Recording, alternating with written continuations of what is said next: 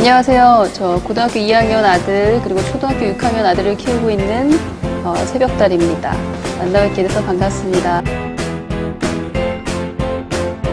제가 좀 자세한 내용은 책에다 적어놓긴 했는데요. 시퀀스 텔링이라는 건 이제 제가 지어낸 얘기입니다.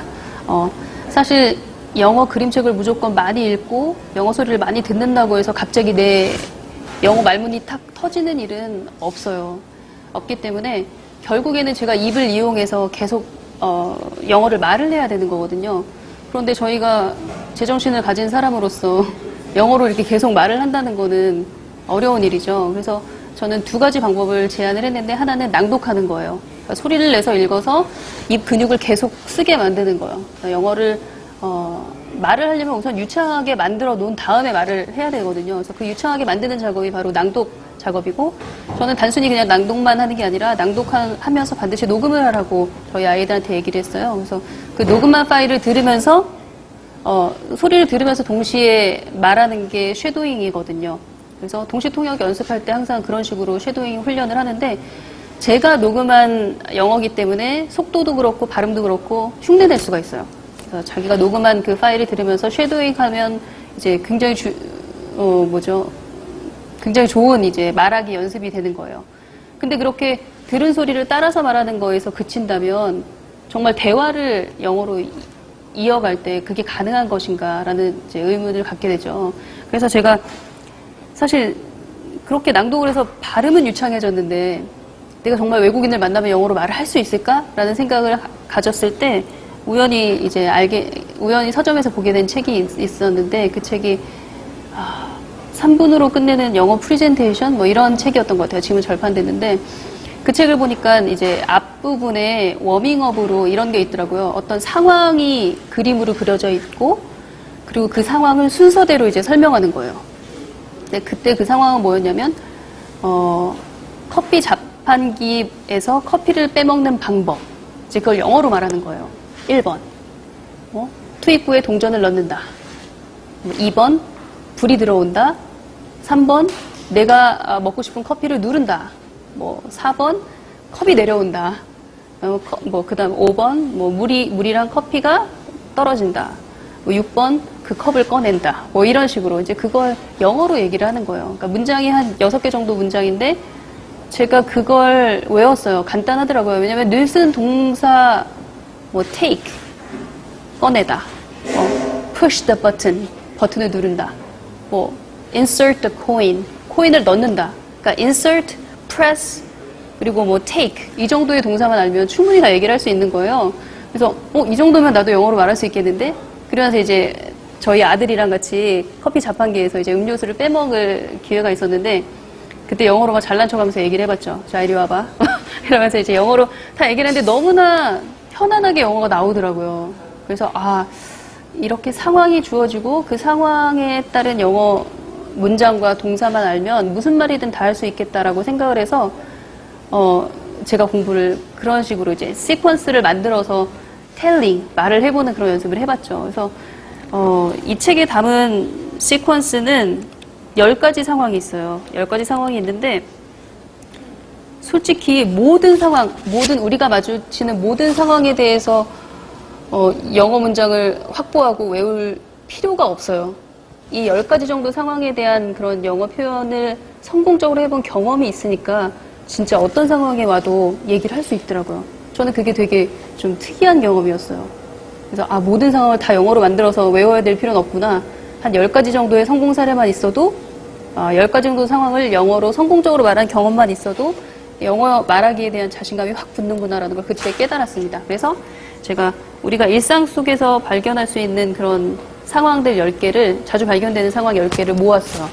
그래서 여러분들이 이 카드를 가지고 시퀀스 텔링 연습을 하게 되면 영어 말하기 별거 없다, 할만하다라는 그런 자신감을 얻을 수 있으리라 저는 확신합니다. 네.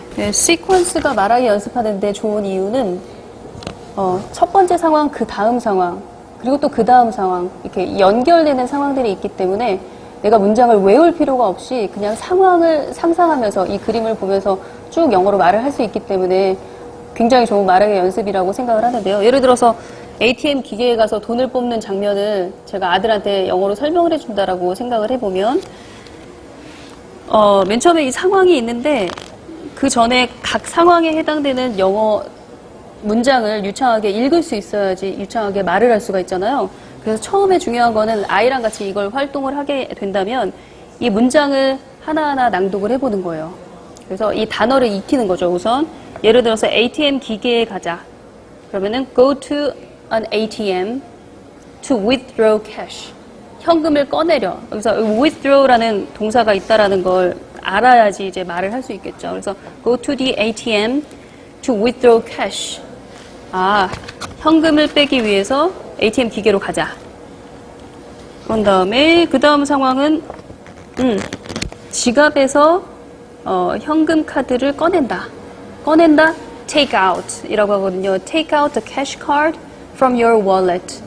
이렇게 보시면은 저 사람은 발음 좋으니까 뭐 문제는 아니겠지라고 생각을 하지만 제가 이렇게 되기까지 wallet, cash card 이 단어를 이제 수백 번 반복한 세월이 있었다는 거죠. 그래서 처음에는 천천히 읽어주세요. take out the cash card from your wallet. 천천히 아닌가? 더 천천히. take out the cash card from your wallet. 이거 봐요. 저도 틀리잖아요. from your wallet.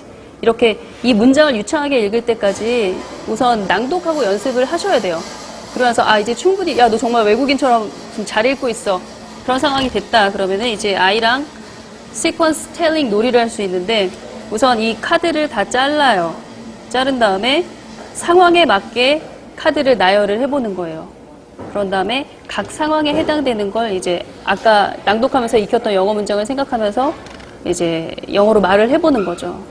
이걸 몇 번 연습을 하다 보면 나중에 이걸 덮고도 ATM 기계에 가서 어떻게 돈을 꺼내지? 뭐 이러면 이제 영어로 그 상황 정도는 쭉 말할 수 있게 되거든요. 그래서 처음부터 끝까지 내가 한 영어로 3분 정도 말해본 경험이 있다면 정말 영어 말하는 거에 대한 두려움이 사라져요. 신기하게.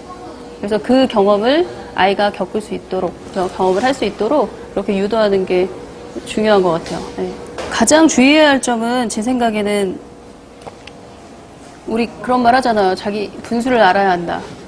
그러니까 자기 현재 상태를 알아야 한다라는 말씀을 해드리고 싶어요. 왜냐하면 요즘 아이들은 뭐 영어 유치원도 너무나 보편화되어 있고 어렸을 때부터 이제 영어 환경을 만들어주니까 진짜 빈익빈 부익부잖아요. 그러니까 어린 시절 뭐 7살 때 해리포터 이렇게 두꺼운 걸 읽는 아이가 있는 반면 초등학교 3학년 때 처음 ABCD를 배우는 아이들이 있는 그런 세상에 살고 있잖아요. 저희가. 그렇기 때문에 단순 비교는 저는 금물이라고 생각을 합니다. 그래서 지금 우선 내가 엄마표 영어를 한번 해보겠다. 이게 정답인 것 같다라는 마음이 드셨다면 지금 현재 아이의 상태를 잘 파악하고 지금 엄마의 상태도 잘 파악해야 될 필요가 있는 것 같아요. 왜냐하면 지난 세월 내가 단 한 번도 영어 소리 노출을 안 했다라고 하면 그게 방금 지금 엄마의 상태거든요. 그리고 그게 우리 아이의 상태고 그렇기 때문에 많은 욕심을 내시면 안 돼요. 한 3년 잡고 부담 없이 영어 소리를 들려준다라는 마음으로 그렇게 하셔야 돼요. 그럼 3년 잡으면 저희 아이는 초등학교 6학년인데요. 그래도 그런 게 중요하다라고 생각을 하고, 네, 그리고 또 한 가지 중요한 것은 눈에 보이는 아이의 영어 아웃풋이나 아니면은 어떤 영어 결과물에 연연하지 마시고 눈에 보이지 않는 아이 마음을 읽는데 좀 신경을 많이 쓰셔야 될 것 같아요. 예를 들어서 아마 늦게 영어를 시작하거나 초등학교 고학년 될 때까지 이제 영어를 손 놓고 있다가 영어 공부를 이제 해야 되니까 하는 그런 상황에 처하면 아이들이 거부를 많이 할 거예요. 그리고 그 거부가 하기 싫어서가 아니라 힘들어서 거부하는 거예요. 뭐가 뭔지 모르겠고 이미 학교에 가면 나는 이미 영어 못하는 애, 엄마 나 영어 못하는 애야. 그러니까 자존감도 굉장히 많이 닫혀있는 상황이기 때문에 저는 이런 경우에는 아이한테 영어를 하라고 닥달하는 것보다 더 중요한 것은 아이의 다친 마음을 읽을 수 있는 그런 능력이라고 생각을 해요.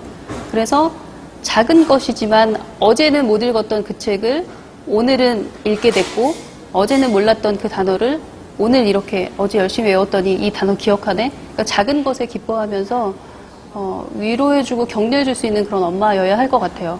네. 마지막으로 드리고 싶은 말은 저는 저희 아이들 막 태어났을 때 그리고 아장아장 걸어 다닐 때 그리고 막 처음 목 가눌 때 우리가 막 남편이랑 좋아했던 그 순간으로 돌아가 보는 건 어떨까라는 생각이 듭니다. 그 아이가 뭐 저한테 뭐 엄청난 걸 해준 건 아닌데 그냥 성장하는 그 순간순간이 너무 기특하고 예뻤잖아요. 그 존재 자체만으로도 너무 예뻤잖아요. 근데 이제 아이가 크면서 점점 아이가 학교에서 가져오는 성적표, 이제 아이가 뭐 보여주는 어떤 결과물 가지고 우리는 이제 옆집 아이랑 눈에 보이는 결과물 가지고 비교를 하면서 째려보게 되죠. 왜 이 정도밖에 못할까? 더 열심히 해야 되지 않을까? 근데 솔직히 말씀드리면 저희 아이들은 단 한 번도 그렇게 눈에 보이는 것으로 엄마를 옆집 엄마랑 비교를 하지 않는 것 같아요. 예를 들어서 그런 식으로 만약에 한다면 엄마는 왜 서울대 안 나왔어? 엄마는 왜 80평 아파트에 못 살아? 엄마는 왜 벤츠 안 몰고 이런 차 몰아? 이렇게 얘기할 거 아니에요. 너무나 소름 끼치게 슬픈 일이죠. 근데 우리는 그런 행위를 날마다 애들한테 하고 있어요. 그렇죠? 그래서 저는 다시 한번 저희 아이가 존재만으로 사랑스러웠던 그 첫 마음으로 돌아가서 영어는 굉장히 어려운 언어예요. 그 어려운 걸 한 곱이 한 곱이 조금 늦게 시작한 우리 아이가 넘어가는 것을 안쓰럽게 바라보고 힘들게 넘어갔을 때 너무 잘했다고 칭찬해주는 그런 엄마가 되었으면 좋겠습니다.